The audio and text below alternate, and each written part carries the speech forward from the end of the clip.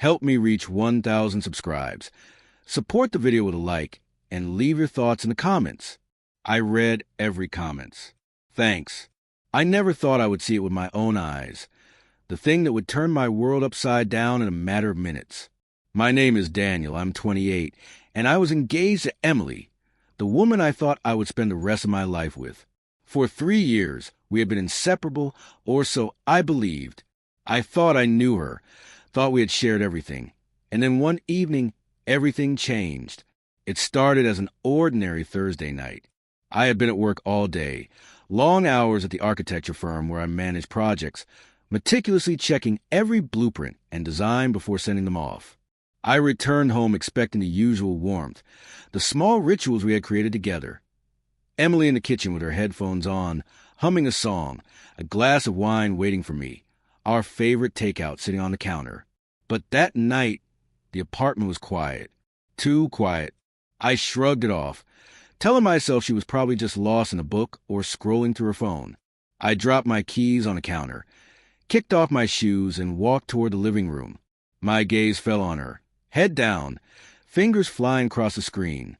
I paused for a moment, the soft light from the lamp catching her hair in a way that usually made my heart skip a beat. But tonight, there was something in the tension of her shoulders, the subtle bite of her lips, that made my stomach twist. Curiosity, that silent predator, pushed me forward. I didn't mean to look over her shoulder, but when I did, I froze. My hands clenched into fists at my sides. Emily was texting, not a normal casual chat, not something mundane. She was sending messages to someone named Ryan, her ex. My heart pounded in a rhythm I had never known, sharp and jagged. Each word I read felt like a knife sliding slowly through my chest. I miss you so much. I wish we could be together again. I can't stop thinking about you. Every word burned. Every message tore away the illusion of us, brick by brick. My mind raced, trying to understand how she could say such things, how she could type such words, knowing I was just a few feet away. I wanted to confront her, to demand an explanation, but a part of me, the part that still loved her despite everything, hesitated. I needed to process. I needed to breathe before I did something I would regret. I backed away silently, retreating into the hallway where the shadows could hide me. The apartment that had always felt like our sanctuary suddenly felt like a cage. I remembered all the times I had trusted her completely, letting my guard down, sharing my dreams, my vulnerabilities, even my fears about the future. And now, all that trust felt like a cruel joke. I retreated to our bedroom and closed the door quietly. My hands trembled as I sat on the edge of bed, staring at the floor, willing my mind to slow down. Thoughts collided in a chaotic storm. How long had this been going on? Was it just words? Or had there been secret meetings, stolen moments I would never know about? The logical part of me tried to reason, to remind myself that maybe there was a misunderstanding that she could explain. But deep down, a cold, icy certainty settled in my chest. This wasn't a mistake. It wasn't something that could be brushed off. I remember the mornings when she would wake up before me, pretending everything was normal while texting him in secret. I remember the night she claimed to be working late, when in reality, she was smiling at messages that once belonged only to our shared world. Every memory now carried a sting, a sharp reminder that what I believed was reality was, in fact, a carefully constructed illusion. The hours passed in a blur, my thoughts spinning faster than I could catch them. I kept imagining confronting her, the words spilling out, but every scenario ended the same way: betrayal, anger, and heartbreak. My pulse quickened, adrenaline coursing through me, and for the first time in our relationship, I felt a terrifying clarity. This wasn't just about anger or hurt. It was about survival. My sanity, my dignity, my self-respect. It demanded a choice. I couldn't stay and pretend anymore, not while knowing that the woman I had promised my life to was somewhere, smiling at someone else's words, someone else's touch. And then the thought hit me like a thunderclap. What if I just disappeared? Not a confrontation, not an argument, not a plea. Just gone. Out of her reach, out of her world, out of the life that had become a lie. I started packing slowly, methodically. My bag held the essentials: A change of clothes, my wallet, phone, charger, and a few personal items I couldn't leave behind. Every item I touched felt heavier than it should, weighted with the gravity of the decision. I didn't want to run. I wanted to reclaim myself, to take back the part of me that had been hidden in the shadows of her deception. I paused by the door, looking back at the living room, at the phone that had destroyed everything. Emily didn't notice me. She was too absorbed, too enthralled in a world that didn't include me.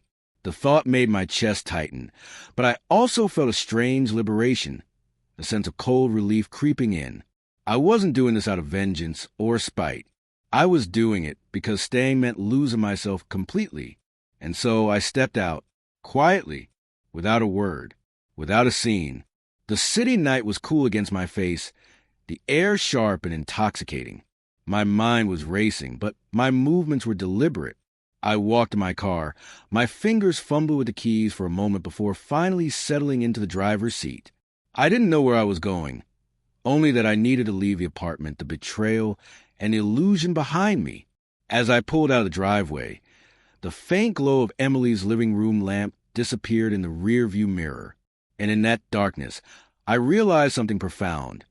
Some truths are too heavy to stay with, some betrayals too deep to confront, and some decisions too necessary to postpone.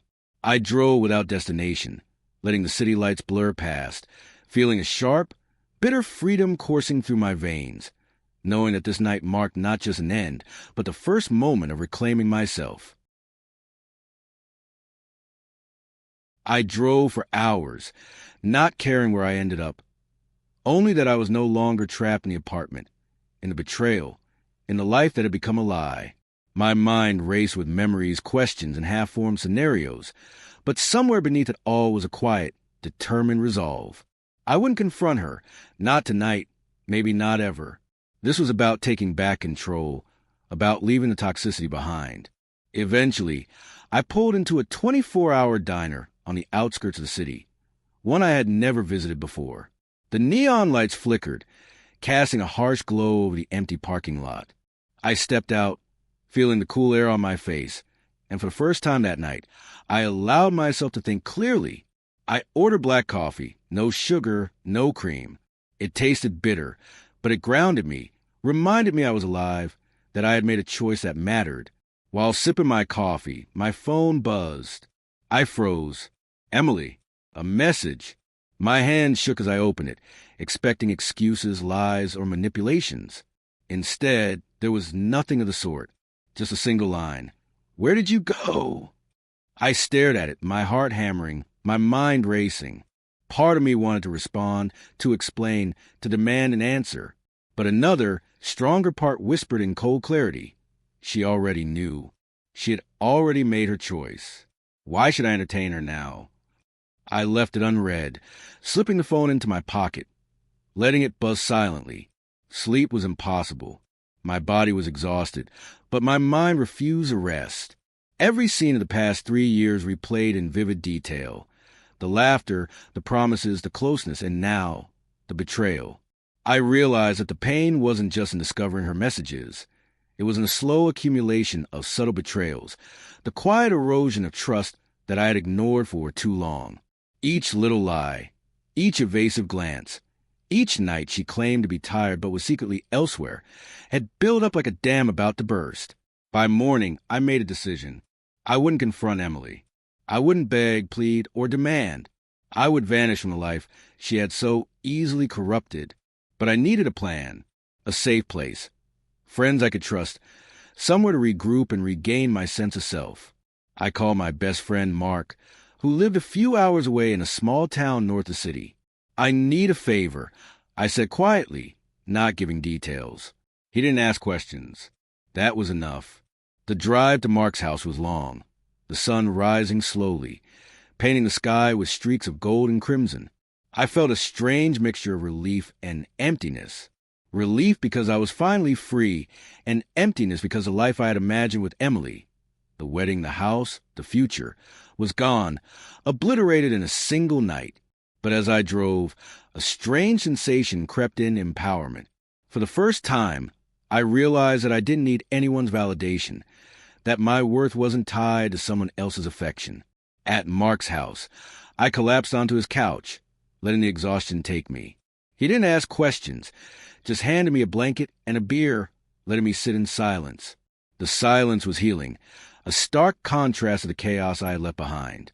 And as the hours passed, I began to see the patterns clearly. Emily had chosen someone else emotionally, and I had been blind to it. I had tried to fix what wasn't broken in the way I believed, but it had been broken long before I even knew it. Later that evening, my phone buzzed again. Another message from Emily. Can we talk? I stared at it, feeling a surge of anger, betrayal, and clarity all at once. I typed nothing. I didn't respond. She had no claim on me anymore. Not emotionally, not mentally, and certainly not physically.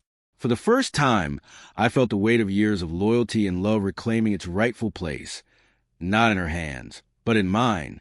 Days turned into weeks, and the initial shock faded, replaced by a cool, calculated calm. I blocked her on all social media, changed my number, and let the city and its hum of life swallow the pain.